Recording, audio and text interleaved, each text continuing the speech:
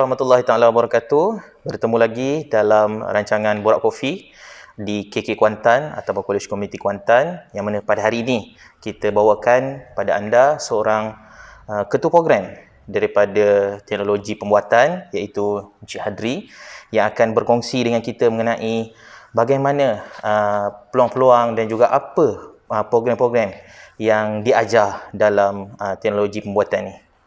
Assalamualaikum Cik Adri. Waalaikumsalam warahmatullahi wabarakatuh. Terima kasih Cik Sufi. Nama penuh saya Muhammad Hadri bin Abu Bakar. Berasal dari Batu Pahat, Johor. Oh, orang Johor kan? Jawa kan? Jawa bukan? Jawa tu mungkin dah peringkat atuk nenek lah. Okey. Ayah dengan mak tu dengar orang sembang Jawa pun dia ketawa je lah. Itu dah peringkat ayah dengan mak kan. Kita ni lagi dah jauh kan. Tapi dua-dua ayah saya pun berasal dari Pontian, Johor, mak daripada Muar, saya daripada Batu Pahat lah. Dan lahir di Batu Pahat lah, maksudnya saya nak jati Batu Pahat lah. Okey. Dan pendidikan awal saya juga di Batu Pahat. Okey. Pertama sekali bersekolah di Sekolah Rendah Kebangsaan Limpun 1. Okey. SRK Limpun 1. SRK Limpun 1. Nak cerita sikit keunikan sekolah saya ni. Oh, ada keunikan Ada keunikan.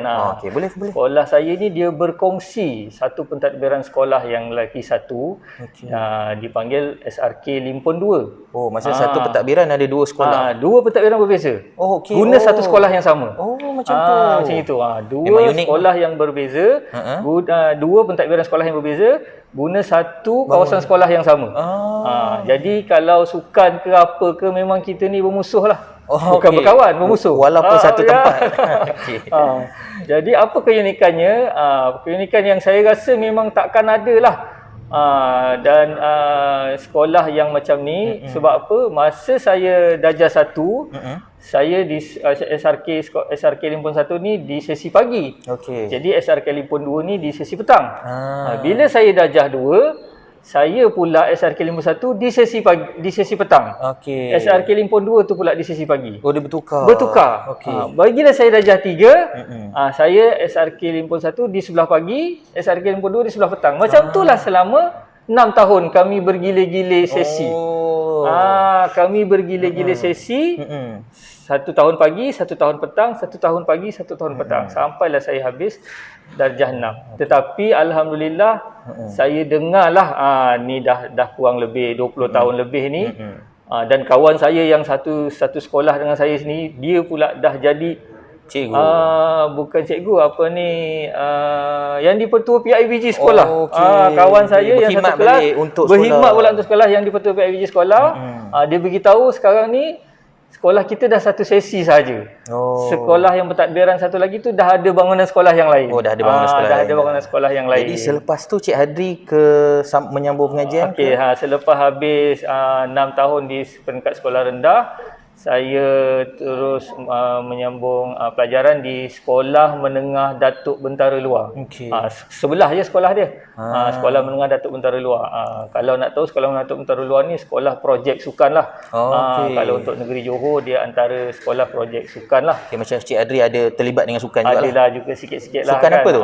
Boleh kongsi? Sukan masa tu tak berapa lah. Bola sepak, hoki lah. Kan sukan-sukan padang. Selepas 2 minggu, cuma saya sempat bersekolah 2 minggu saja di sekolah tu. Sebab saya diterima masuk, ditawarkan di sekolah menengah yang dalam Batu Pahat juga, Sekolah Menengah Jalan Kolam Air. Saya ditawarkan program rancangan khas agama. Dalam rancangan khas agama tu, maknanya kami masa tu dikumpulkan daripada seluruh Batu Pahat. Maksudnya ada yang daripada Pekan ni, ada yang daripada Pekan ni, ada daripada sekolah-sekolah yang berbeza seluruh Batu Pahat. Dikumpulkan di situ dalam program rancangan khas agama lah. Dan kami masa tu, walaupun saya sendiri, jarak antara rumah dengan sekolah tu kurang lebih dalam 3-4 km je.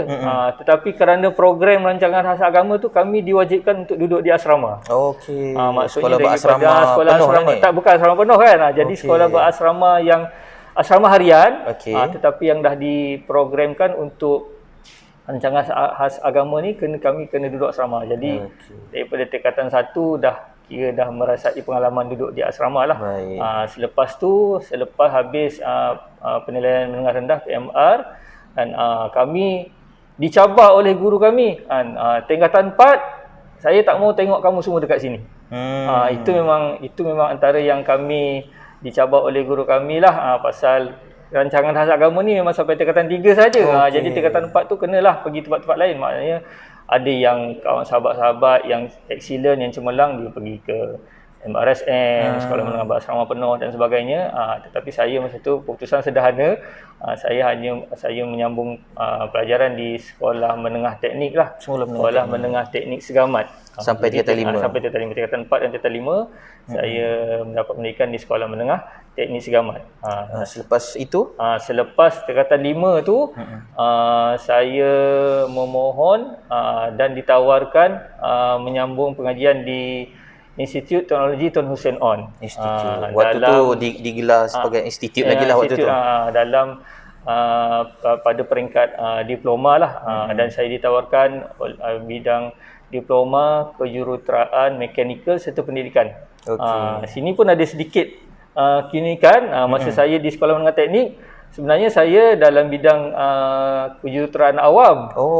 Kejuruteraan awam, tetapi masa saya ditawarkan diploma tu, saya ditawarkan diploma kejuruteraan mekanikal. Masa tu memang kawan-kawan yang lain pun ada yang macam tu juga. Ada yang masa tingkatan 5 elektrik ditawar awam, ada yang masa tu mekanikal ditawar elektrik kan. Jadi masa kita pergi untuk menyambung peringkat diploma tu, masa mula-mula cakap tak apalah nanti kita tukar, tapi bila dah mula mendalami, dah mula belajar, dah ada kawan-kawan, jadi kita carry on je lah kan program diploma kita masa tu. Dan sampailah habis, alhamdulillah sampailah habis diploma selama 3 tahun. Dan selepas diploma tu menyambungkan? Selepas diploma selama 3 tahun tu, alhamdulillah masa tu kami batch kami ni antara batch yang awal lah, batch yang awal di Institut Teknologi Tun Hussein On, dan kami ditawarkan beasiswa Kementerian Pendidikan. Itulah sejarah macam mana macam saya ni masuk dalam perkhidmatan di bidang skim perkhidmatan tenaga pengajar kan. Masa tu pelajar-pelajar yang mengambil beasiswa Kementerian Pendidikan ni ditawarkan sebagai tenaga pengajar di Politeknik dan juga Kolej Komuniti. Dan pada 2 bulan selepas saya tamat belajar, saya ditawarkan untuk berkhidmat di Politeknik lah. Dan Politeknik pertama saya adalah Politeknik Dungun Terengganu. Maksudnya daripada Politeknik Dungun tu macam mana boleh laluan pergi ke menyambung pengajian di peringkat lebih tinggi? Lepas tu daripada Politeknik Dungun Terengganu, saya alhamdulillah dah dapat berkhidmat di sana selama 4 tahun. Daripada 2006 sehingga 2002 sehingga 2006. Selepas tu di Politeknik Dungun tu rezeki pula di Politeknik Dungun tu, masa tu Politeknik Dungun tu Politeknik yang baru. Politeknik yang baru. Jadi masa saya ditempatkan tu pelajar pun baru ada 3 kelas sahaja. 3 kelas, semester 1 ada 3 kelas. Umur pelajar dengan kita pun kurang lebih kurang je. Selang 2-3 tahun. Ada yang umur lebih daripada kita pun ada. Jadi pendekatan kita dengan pelajar masa tu agak kawan-kawan lah. Macam kawan-kawan juga. Macam mana daripada Politeknik Dungun ni Cik Adri boleh berada di Kolej Komuniti Kuantan ni? Macam ni cerita dia. Sebenarnya selepas saja saya 4 tahun di Politeknik Dungun Terengganu, masa tu macam saya dengan kawan-kawan yang di politeknik lain, kita ada yang memasang impian untuk sambung pengajian kan, dan apa laluan-laluan yang kita fikirkan ada di kalangan kawan-kawan yang ambil pengajian secara separuh masa kan, part time kan. Ada yang mula-mula nak sambung pengajian, tapi bila dah berkeluarga dan sebagainya, jelah ada sedikit kekangan di situ. Jadi masa tu saya masih bujang lagi kan, jadi kita pun tak ada tanggungan apa-apa. Jadi saya pun cubalah untuk memohon menyambung pengajian, dan alhamdulillah pada 2006 tu saya memohon dan ditawarkan untuk menyambung pengajian secara sepenuh masa di Universiti Teknologi Tun Hussein On dalam peringkat ijazah sarjana muda kejuruteraan mekanikal. Dan Masa tu skim yang ditawarkan kepada kami selaku tenaga pengajar ni adalah cuti belajar separuh gaji. Kita sama pengajian, kita dapat gaji separuh je lah. Separuh kan. Jadi alhamdulillah lah masa tu, alhamdulillah lah. Bagi yang tak ada tanggungan tu dia kira okey lah kan. Lepas lah bayar yuran pengajian kan, makan minum sikit dan sebagainya tu alhamdulillah. Dan saya telah menamatkan ijazah saya selama 3 tahun lah, daripada tahun 2006 sehinggalah 2008. Ada sedikit keunikan lagi dalam menyambung pengajian peringkat ijazah ni. Apa keunikan dia? Masa sambung ijazah tu kan, student-student kita tadi yang di Politeknik tadi, yang habis diploma, mereka-mereka ni pun sambung juga ijazah. Mereka diploma, mereka direct intake, sambung ijazah. Jadi kita ni belajarlah dengan student-student kita yang dulu tu. Sama-sama belajar dalam satu kelas. Dan dalam kelas saya ada 6-7 orang yang sahabat-sahabat saya yang daripada Politeknik. Dan di kalangan kami yang 6-7 orang ni semua ada student masing-masing. Sebab apa, dalam bidang mekanikal kan. Jadi saya ada student saya 3-4 orang, yang sahabat kawan saya ada student saya 2-3 orang. Jadi kita belajar dalam satu kelas yang sama.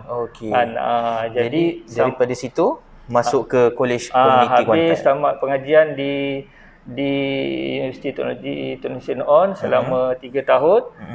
Saya lapor diri di bahagian sumber manusia dan saya ditempatkan di Kolej Komuniti Kuantan. Saya dah lapor diri di sini pada 25 hari bulan 5 2009. Masih segar tarikh tu ya. Masih segar tarikh tu kan. Jadi Cik Adri, tu cerita orang kata perjalanan tu maksudnya daripada diploma dah ada pengalaman mengajar, lepas tu sambung degree dan sehingga kini masih lagi orang kata memberi orang kata khidmat untuk sebagai tenaga pengajar pensyarah di kolej komuniti kan.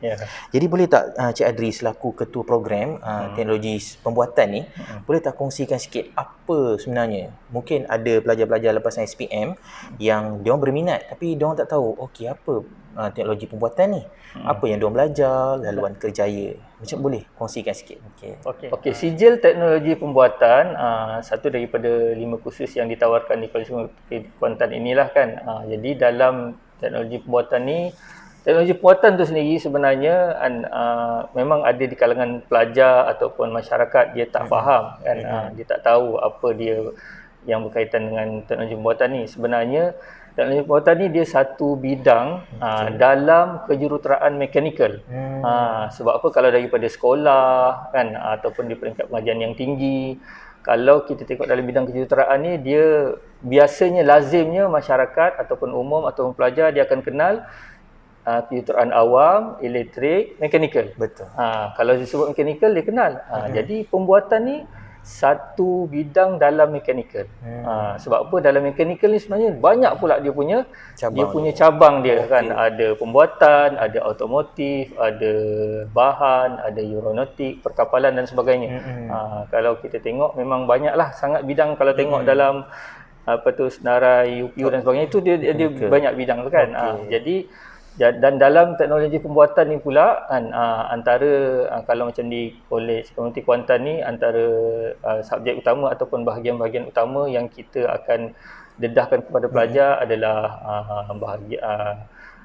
elemen kawalan ataupun bahagian kawalan, yang kedua reka bentuk, dan yang ketiga pembuatan tu sendiri. Dan sebab apa saya suka skopkan kepada 3 bahagian ni, sebab kursus-kursus ataupun modul-modul subjek kita dia dikumpulankan dalam 3 elemen inilah, 3 bahagian ni. Dalam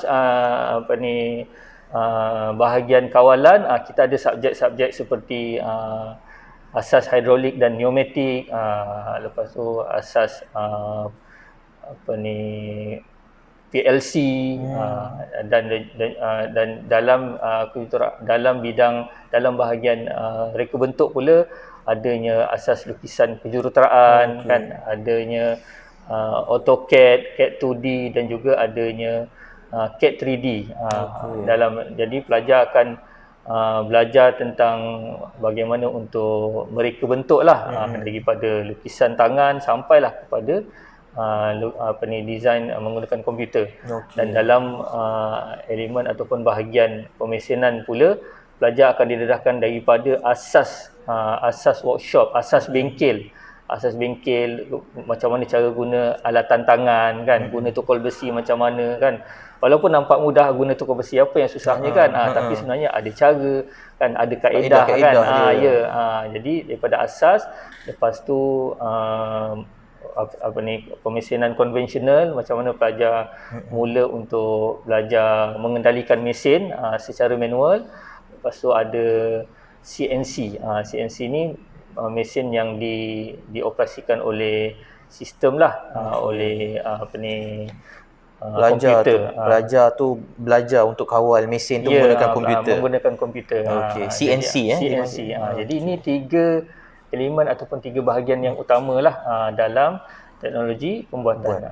Dan 3 ni dia ada skop kerjaya dia sendiri, skop kerja masing-masing. Maknanya kalau pelajar yang mampu menguasai bidang kawalan, contohnya macam gadget yang ada di belakang kita ni, ini pneumatik kan, macam mana tenaga yang di asas ataupun yang diproducekan oleh angin kan. Jadi kalau pelajar yang ada kemahiran macam mana nak baca simbol, nak baca dia punya diagram dia, diagram skematik dia, diajar. Jadi dia ada bidang dalam sistem lah, dalam bidang sistem ataupun kawalan. Kalau pelajar yang ada kemahiran ataupun dia mampu menguasai bidang reka bentuk, ada kita pelajar ni dia berbeza-beza kecenderungan, berbeza-beza peminat dan juga kemahiran yang mereka boleh kuasai, dia berbeza kan. Ada yang reka bentuk, lukisan dia minat tu, maknanya dia ada kerjaya dalam bidang reka bentuk, dalam bidang design. Dan ada juga kalau pelajar yang dia mampu ataupun dia boleh menguasai pengoperasian mesin, daripada mesin konvensional, daripada mesin yang sampailah mesin CNC, maksudnya dia ada laluan kerjaya dia sendiri. Okey, baik Cik Adri. Tadi Cik Adri dah jelaskan apa itu program yang diajar dalam teknologi pembuatan. Jadi kita nak tahu pula, maksudnya sekiranya ada pelajar-pelajar yang dah masuk dalam kolej komuniti ni, ke mana pula laluan sekiranya mereka ingin menyambung pengajian di peringkat yang seterusnya? Ada tak laluan dia? Maksudnya tak adalah terhenti, maksudnya lepas ambil CJ di kolej komuniti habis terus kerja. Kalau ada yang berminat untuk sambung belajar, macam mana tu? Okey, jadi pelajar yang mengikuti pengajian di peringkat sijil Kolej Komuniti Kuantan ni, selepas 4 semester ataupun 2 tahun mereka di sini, selepas mereka dianugerahkan sijil, sebenarnya mereka boleh menyambung pengajian, mereka boleh meneruskan pengajian mereka. Antaranya program yang ditawarkan adalah diploma in Mechanical Technology, Computer Aided Design and Drafting. Okey, di mana yang ini kita cuba highlightkan sebabnya diploma ni satu-satunya diploma yang ditawarkan di Kolej Komuniti Besut. Okey. Dan laluan dia memang bersesuaian bagi pelajar-pelajar yang tamat CJ Teknologi Pembuatan lah. CJ Teknologi Pembuatan, ini laluan untuk diploma yang ditawarkan di Kolej Komuniti Besut. Selain daripada tu, pelajar-pelajar juga boleh meneruskan pengajian mereka di politeknik lah.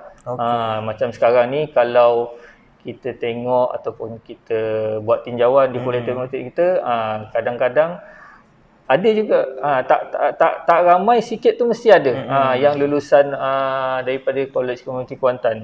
Dan di diploma di politeknik ini kadang-kadang mereka ada yang ikut kecenderungan lah. Ada yang ambil diploma mechanical arm, ada yang diploma pembuatan, ada yang otomotif. Itu kadang-kadang itu atas apa khusus yang mereka pohon lah. Okey, baik. Jadi dari segi alumni, ada tak maksudnya pelajar-pelajar daripada Kolej Komuniti Kuantan yang masuk program ni, maksudnya dah bekerja, mungkin boleh cerita sikit dari segi permulaan gaji kalau dah bekerja kan, berapa gaji permulaan tu? Okey, macam yang alhamdulillah selama saya telah bertugas di sini, ramai yang bekas-bekas pelajar alumni ni yang ialah kadang-kadang walaupun tak semua tapi ada kan, yang dia masih ingat lagi cikgu dia, dia masih ingat lagi pensyarah dia kan.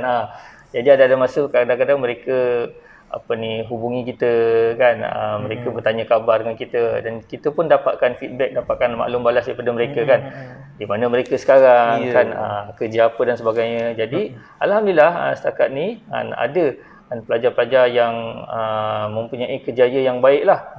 Sama ada mereka berkhidmat dengan sektor swasta, ada juga mereka-mereka yang membuka bengkel kan, tetapi masih lagi dalam bidang mekanikal ni.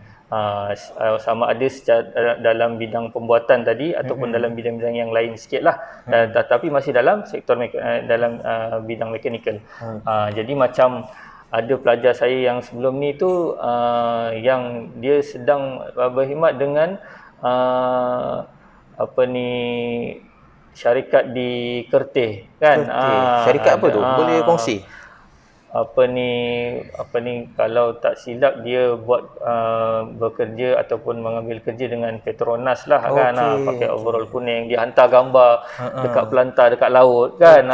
Maksudnya walaupun dia bermula dengan sijil di Kolej Komuniti Kuantan, tetapi sebenarnya mereka boleh mengembangkan kerjaya mereka di peringkat yang kita rasa ini macam jauh ataupun macam susah kan. Dan tetapi pelajar-pelajar kita alhamdulillah dapat tunjukkan, dapat buktikan kan. Biasalah kan kadang-kadang di dalam melalui proses kan, pendidikan ni nakal tu macam biasa kan, kesedaran tu lambat. Tetapi bila lama kelamaan, bila mereka dah bekerjaya kan, barulah mereka faham kenapa datang lambat kita denda kan, kenapa itu, kenapa ini kan. Semua jadi yang dilaksanakan tu ada sebabnya kan. Jadi mereka-mereka ni alhamdulillah berjaya kan. Ada yang beritahu kita gaji saya dah sekian-sekian cik kan, paling kurang maknanya kalau dalam untuk permulaan ni kurang lebih 1,500 ke 2,500 untuk permulaan tengok sektor, tengok bahagian lah kepada dalam bidang-bidang di paling tinggi ni. Biasanya paling tinggi bayaran yang biasa diberilah.